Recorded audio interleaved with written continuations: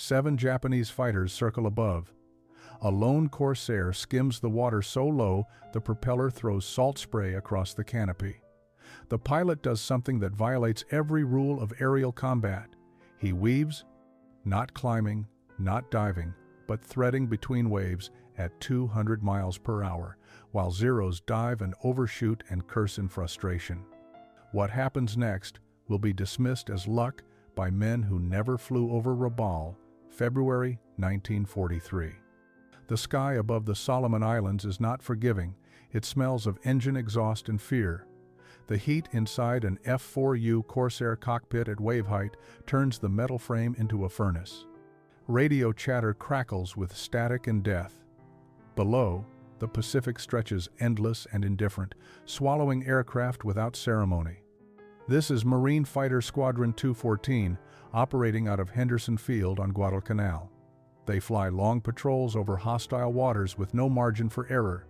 If your engine quits, you ditch. If you ditch alone, you disappear. The Japanese control vast stretches of ocean, and their Zero fighters are nimble, deadly, and flown by veterans who learned their trade over China.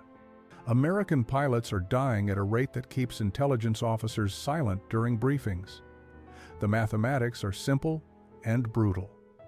Every patrol costs machines and men.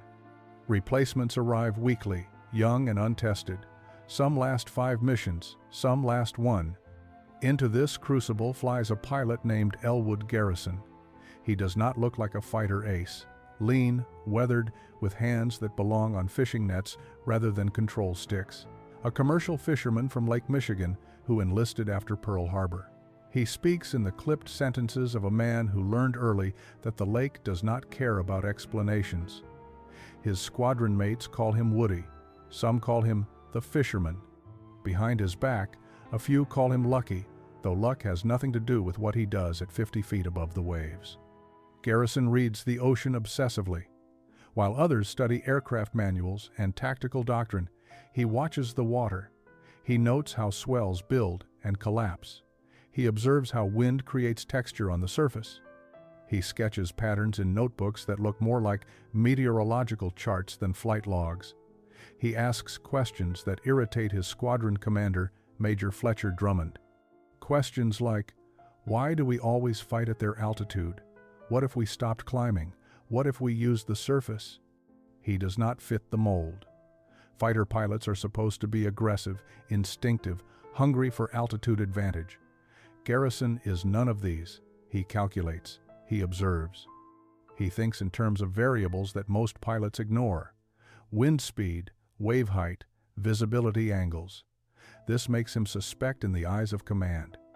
Not dangerous to the enemy, but to formation discipline. They assign him to routine patrols, keep him away from critical missions, and hope he will either adapt or transfer out.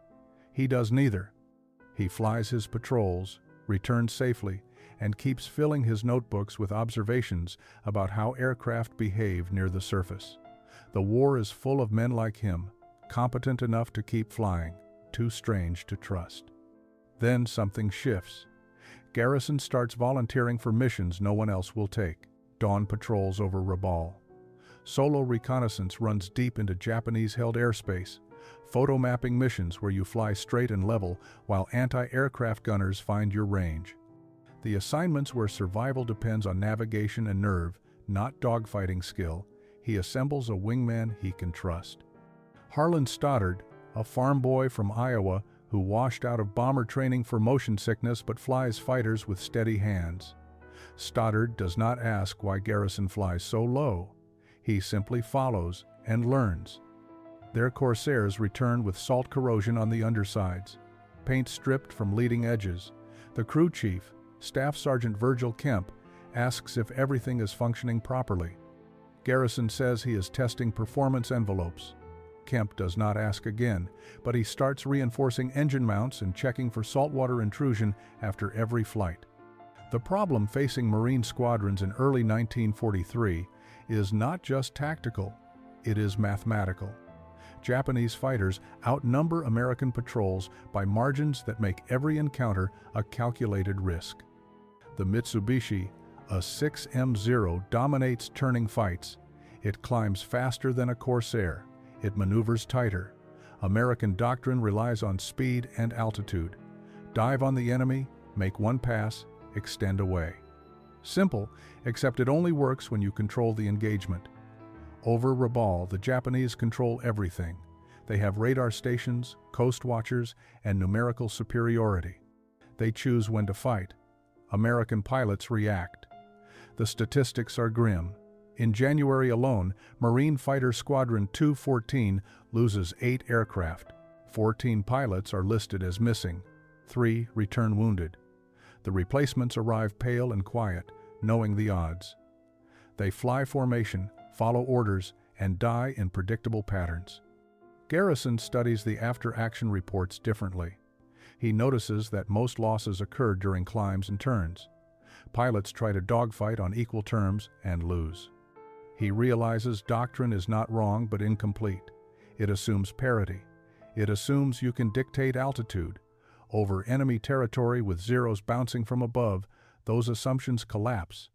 He starts thinking about what happens near the surface, about how altitude advantage disappears when there is no altitude left to give, about how a zero diving from 10,000 feet has to pull out or hit the water, about how that pull-out creates a window, a moment when the attacker is committed and the defender is not. He begins experimenting during solo patrols, descending to wave height, testing how low he can fly without losing control. Learning how the Corsair behaves in ground effect, that invisible cushion of compressed air between wings and water, he discovers the aircraft is stable at 50 feet, at 30 feet, at 20. The propeller throws spray, the engine roars, but the plane holds steady. He starts weaving, gentle S-turns at first, then sharper, testing how quickly he can change direction without stalling or clipping a wingtip into a swell. Elwood Garrison was born in 1918 in Ludington, Michigan. His father ran a commercial fishing operation on Lake Michigan. His mother kept the books and mended nets. The house smelled of fish oil and diesel fuel. Dinner conversation revolved around weather patterns, catch quotas, and mechanical failures. Garrison learned early that the lake was not romantic. It was a work environment that killed careless men. He attended Ludington High School. Not popular, not bullied, simply unremarkable. He joined the boat crew at 14, working summers and weekends. He learned to read water, to see where wind and current created eddies and channels, to predict squalls by watching cloud formations and feeling barometric shifts in his sinuses. Teachers described him as quiet. Classmates described him as strange. He graduated in 1936 and went straight into the family business. He ran trap lines, handled engine repairs, and navigated in fog thick enough to hide shorelines. He developed an instinct for three-dimensional space, for judging distance over featureless water, for maintaining orientation when every direction looked identical. The skills were not dramatic. They were incremental, the accumulation of 10,000 hours watching how boats moved through fluid. When war broke out in Europe, Garrison paid attention. When Pearl Harbor burned, he enlisted the next day. He was 23 years old with no college degree and no flight experience. The recruiter asked why he wanted to fly. Garrison said he understood how things moved through air and water. The recruiter marked him down for pilot training. Flight school was brutal and abbreviated. The military needed pilots immediately. Training was condensed, standards loosened. Garrison passed ground school easily. Navigation, meteorology, mechanical systems. The academic work made sense. Flying was harder. He was not a natural stick and rudder man. His landings were rough. His aerobatics were adequate but not graceful. Instructors noted his technical aptitude but questioned his aggression. One evaluation called him too cautious under simulated combat stress. Another flagged him for overthinking. He was assigned to fighters anyway. The Corps needed bodies in cockpits. He transitioned to Corsairs, learned the aircraft's quirks, and shipped out to the Pacific in late 1942. He arrived at Henderson Field during the worst of the Guadalcanal campaign. The airstrip was a muddy scar carved into jungle. Japanese bombers attacked nightly. Pilots slept in sandbag bunkers and ate cold rations. Garrison did not complain. He had spent years on a fishing boat in November gales. This was uncomfortable but not unfamiliar. His squadron mates noticed something odd. Garrison never seemed rattled. When Zeros strafed the runway, he would watch their approach angles and tactics. When the alert scrambled pilots at dawn, he would pre-flight methodically while others sprinted. There was no panic in his movements, just procedure. He also asked strange questions. Why do we always engage at 15,000 feet? What happens if we force them lower? Can a Zero fight effectively in ground effect? The squadron commander, Major Fletcher Drummond, was a by-the-book officer, a veteran of Midway who valued formation discipline and established tactics. He did not encourage experimentation. When Garrison began raising theoretical questions during briefings, Drummond answered curtly, "Doctrine exists because it works.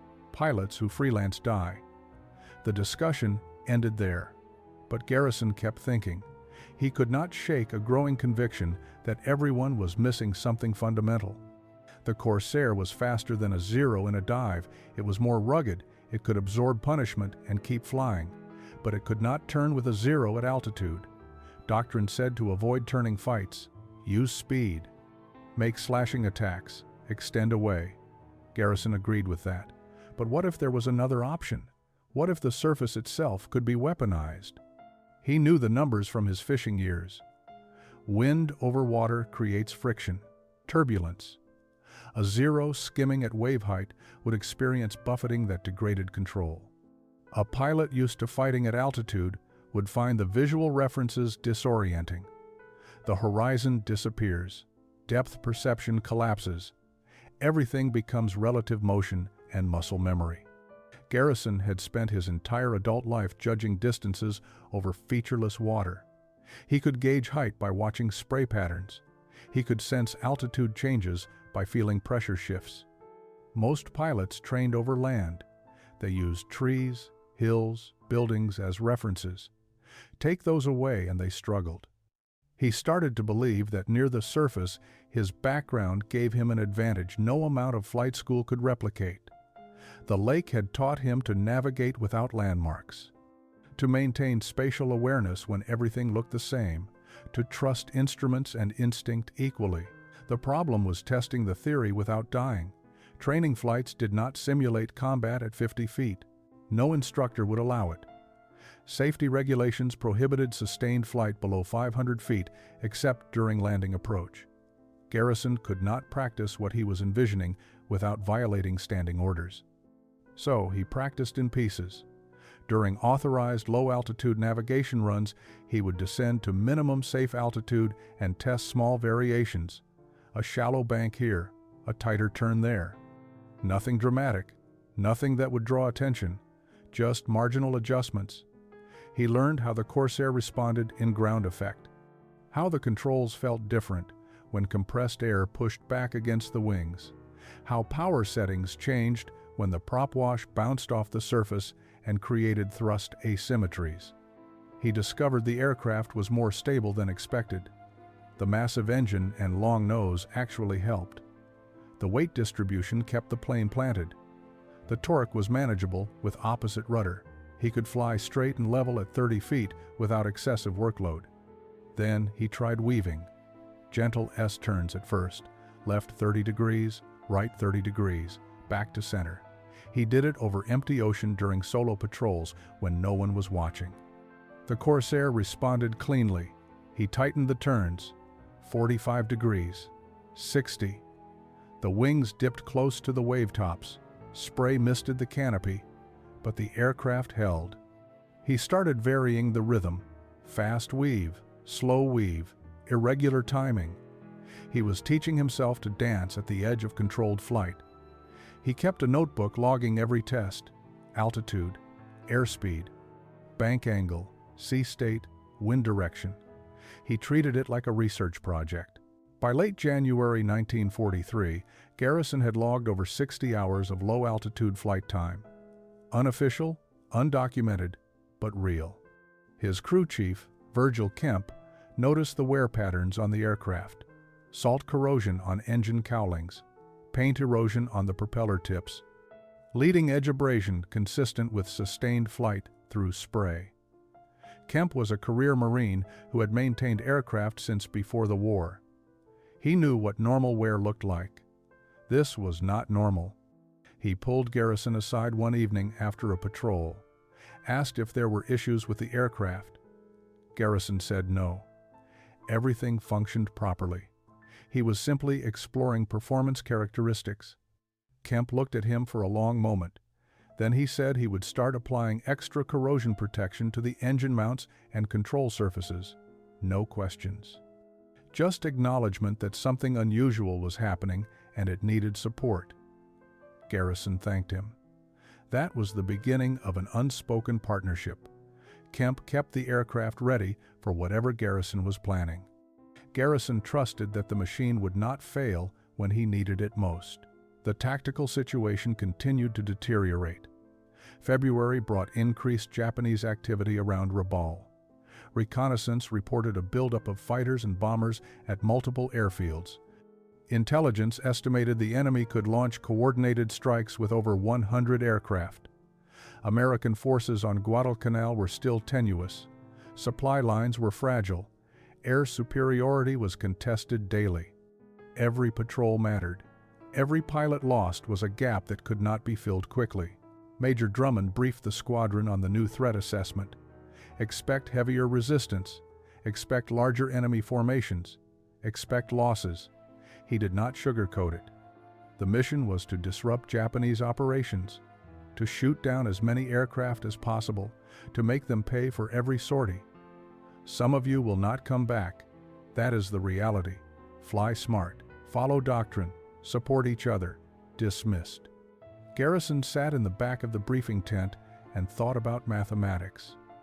The squadron had 18 operational Corsairs. The Japanese had over 200 Zeros in theater. The ratio was unsustainable. Standard tactics meant trading kills at best. Attrition favored the enemy. He realized that survival was not about bravery or skill. It was about finding asymmetric advantages. About doing something the enemy did not expect and could not counter easily. His low-altitude weave was exactly that. A tactic that exploited the limitations of a faster, more maneuverable opponent. A Zero diving from altitude had to pull out or crash. During that pullout, it could not maneuver effectively. It could not bring guns to bear. If Garrison could force multiple Zeros to commit and overshoot, he could create separation, buy time, survive long enough to escape or counterattack. The theory was sound. The execution was untested. He decided to brief his wingman. Harlan Stoddard had flown with him long enough to notice the unusual flight patterns.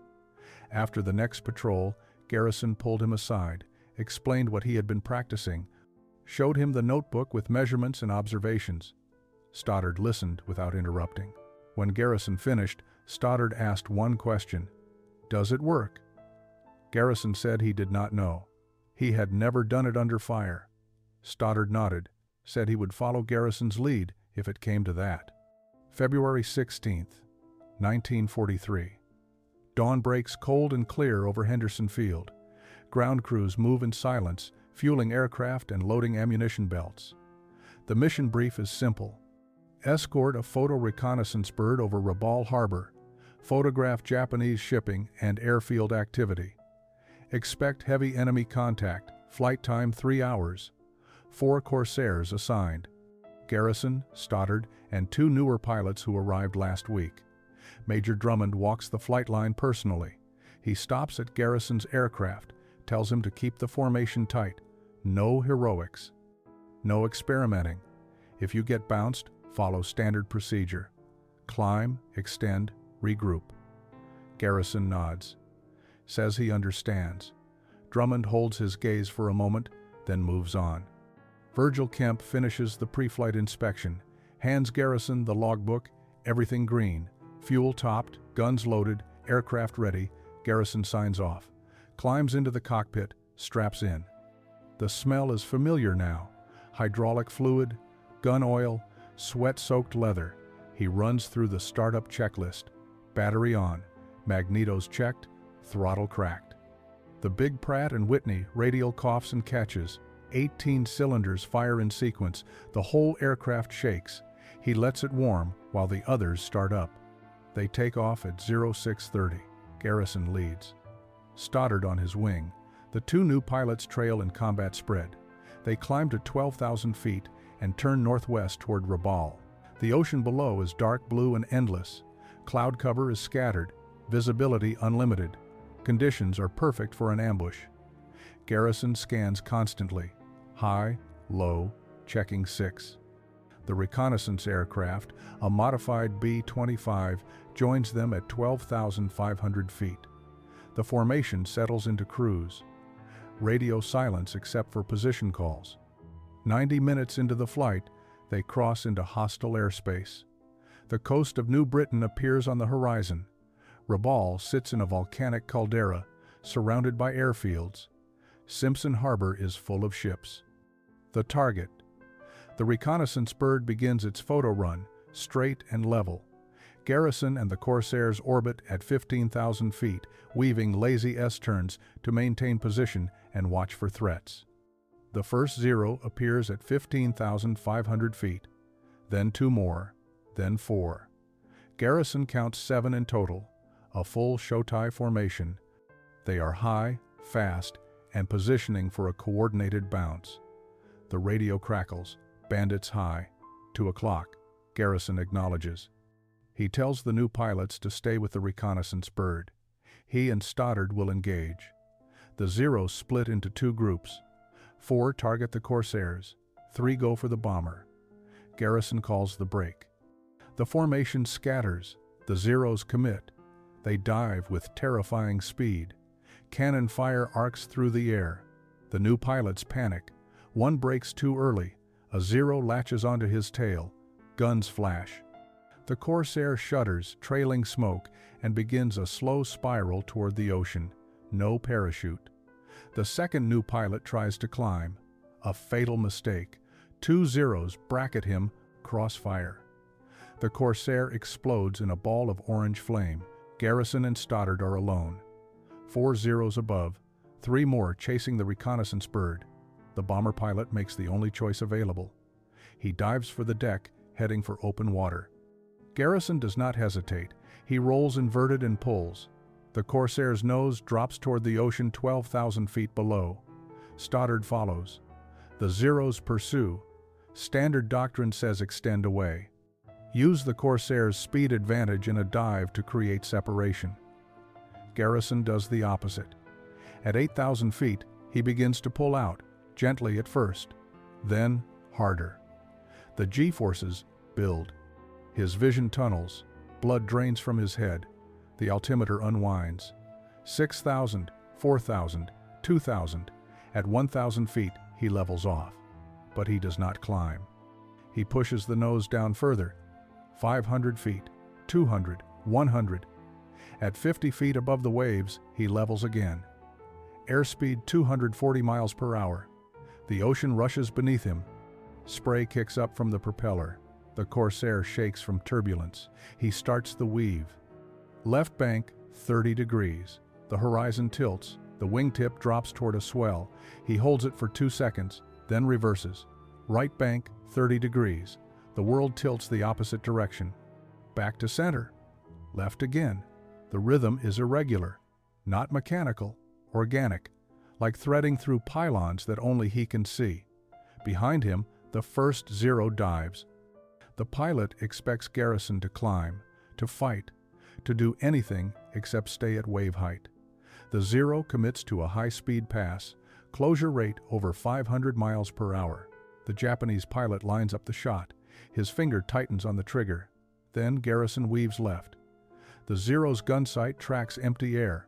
The fighter screams past, overshooting by 100 yards. The pilot pulls up hard, bleeding energy. He climbs to reposition. Garrison stays low, weaving. The second Zero tries a beam attack. Coming in from the side, Garrison sees him early, waits. The Zero closes. 400 yards, 300. Garrison breaks into the attack. Hard left bank. The Zero tries to follow, cannot. The turning radius at that speed and altitude is too wide. He overshoots, pulls up, climbs away, frustrated. The third and fourth zeros coordinate, one high, one low. Classic pincer, Garrison watches both, calculates their timing. The high zero dives first, Garrison weaves right. The low zero anticipates, cutting across to intercept. But Garrison reverses early, weaves left before the low zero commits fully. Both attackers overshoot. They pull up together, confused. Bombers do not do this. Fighters do not do this.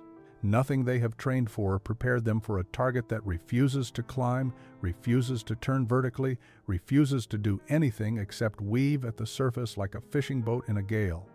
Stoddard is a quarter-mile behind, watching.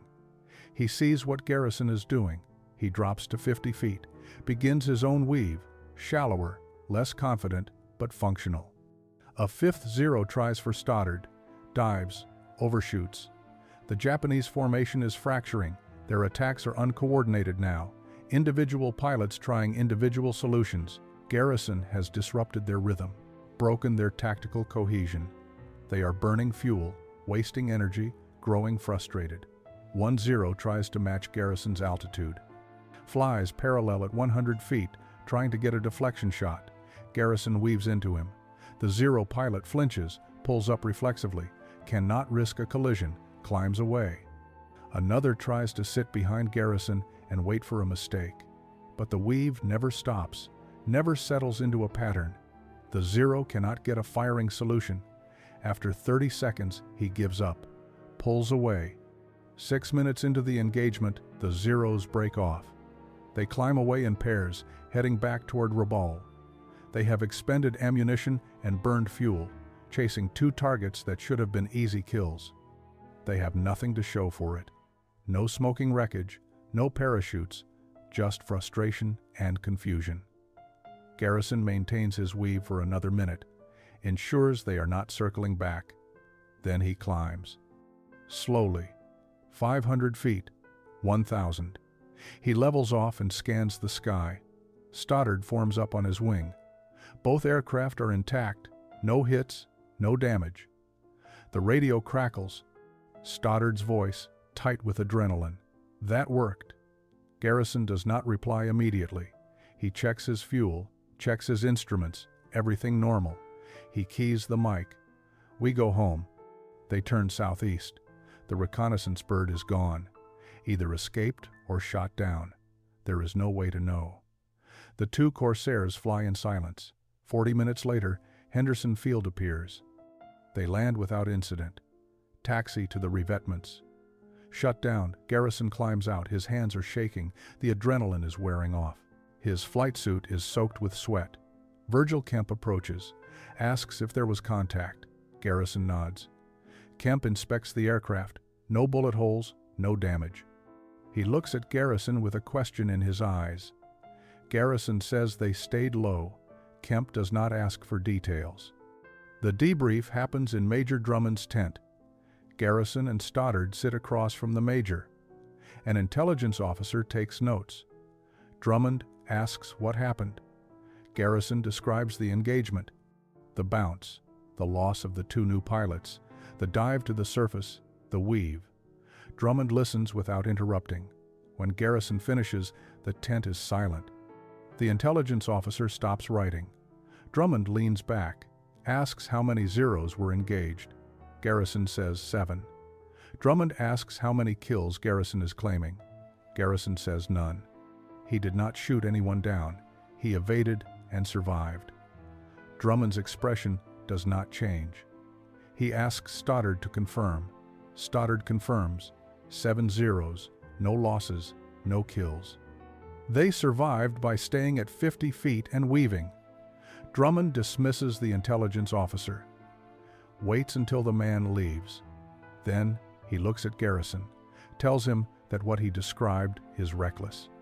That flying at wave height in combat violates safety regulations, that the maneuver is not sanctioned doctrine, that if it had failed, both pilots would be dead and the squadron would be down 2 more aircraft it cannot afford to lose. Garrison agrees with all of that. Drummond asks if Garrison plans to do it again. Garrison says, only if necessary. Drummond stands, walks to the tent flap, looks out at the flight line, says he cannot officially endorse what Garrison did, cannot put it in any after-action report as approved tactics, but he also cannot ignore that 2 pilots went up against 7 Zeros and came home. He turns back to Garrison, tells him to write up his observations, technical details, altitudes, speeds, bank angles, everything. Drummond will review it, not as doctrine, as information. Garrison nods. Dismissed. He and Stoddard leave the tent, walk back to their quarters in silence. That night, Garrison sits on his cot and writes.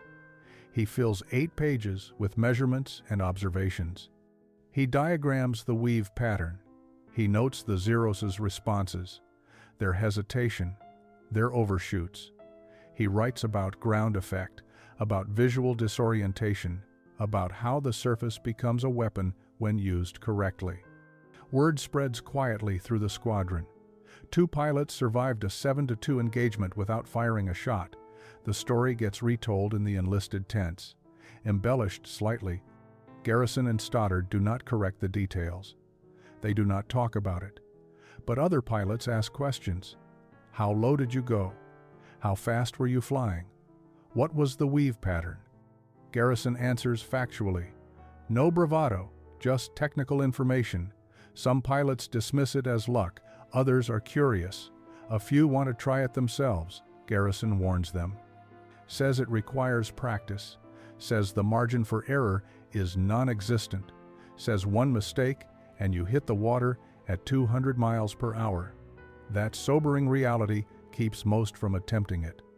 But a handful start practicing during training flights, descending lower than normal, testing gentle weaves, learning how their aircraft behave near the surface. The squadron's collective experience begins to expand. Slowly, informally, no official training program. Just pilots sharing knowledge. Major Drummond receives Garrison's written report. He reads it twice, then he files it without comment. He does not circulate it, does not brief it to higher command. But he does not forbid it either. A week later, another patrol gets bounced near Bougainville. 3 Corsairs against 6 Zeros. One pilot remembers Garrison's story, dives to the deck, starts weaving, the Zeros overshoot. The pilot survives, returns to base, files a combat report mentioning low-altitude evasion. Drummond reads it, says nothing, but he notices. By early March, low-altitude weaving has become an open secret in Marine Fighter Squadron 214. Not doctrine, not officially sanctioned, but known, discussed, occasionally used. The statistics are subtle but real. Pilots who employ the tactic have higher survival rates when outnumbered, not dramatically higher, but measurable. Intelligence officers analyzing loss rates notice a trend. Fewer aircraft lost to tail attacks. Fewer pilots reported missing after engagements over water. The data does not explain why, but the numbers shift. Other squadrons hear rumors. A unit at Espiritu Santo sends a pilot to Henderson Field to ask questions. Garrison briefs him, explains the theory, the practice requirements, the risks. The visiting pilot takes notes. Returns to his squadron, begins teaching a modified version. The technique spreads, not through official channels, through informal networks, pilot to pilot, squadron to squadron. By mid-March, pilots across the Solomon Islands theater are experimenting with low-altitude tactics. Some call it the Garrison weave. Others call it wave skimming. A few call it suicide, with a chance. The name does not matter. The principle does. You can survive being outnumbered if you force the enemy to fight on unfamiliar terms. If you use the environment as a weapon. If you trust your aircraft and your training and your ability to read three-dimensional space the way a fisherman reads water. Garrison continues flying patrols. He refines the weave, adds variations, tests different bank angles and timing patterns. He discovers that irregular rhythm works better than mechanical precision. That unpredictability is the core advantage. He shares these refinements with anyone who asks. He does not hoard knowledge, does not claim ownership. He simply wants pilots to survive. By April, he has flown over 100 combat missions. He has 12 confirmed kills, not from dogfighting, from surviving long enough to take calculated shots when opportunities appeared. He has never lost a wingman. That statistic matters more to him than any kill count. Other pilots notice. They request to fly with him, to learn. Major Drummond quietly approves these pairings. The squadron's morale improves. Pilots stop accepting inevitable loss. They start believing they can fight back even when outnumbered. By late April, Marine Fighter Squadron 214 has the lowest loss rate in the theater. Intelligence analysts attribute it to better tactics and pilot experience. They are partially correct. But the real factor is harder to quantify: a shift in mindset, a willingness to try unconventional approaches when conventional ones fail. Garrison is promoted to captain in May, given a flight to command, 6 aircraft, 12 pilots rotating assignments. He continues flying, continues teaching. He does not seek recognition. He seeks results. The war moves on. New aircraft arrive, F-6F Hellcats with better performance than Corsairs. Improved radios, better tactics coordination. The balance begins to shift. American air superiority becomes inevitable. Not because of one maneuver or one pilot, because of accumulated advantages, industrial capacity, training pipelines, tactical evolution. Garrison's weave becomes one small piece of a larger transformation. By mid-1943, Japanese losses in the Solomons are unsustainable. Their veteran pilots are dying. Replacements are poorly trained. The tide turns. Garrison is transferred stateside in August 1943. His combat tour is complete. He has survived 14 months in theater, over 150 missions, no serious injuries. He is assigned to a training command in California. Spends the rest of the war teaching new pilots. He briefs them on energy management, on environmental awareness, on thinking three-dimensionally. He demonstrates the weave in controlled conditions, emphasizes that it is a desperation tactic, a last resort, not a primary fighting technique. Some students dismiss it, others absorb it. A few go on to use it successfully in combat over the Pacific and Europe. Garrison never claims to have invented anything revolutionary. He simply adapted fishing boat tactics to aerial combat.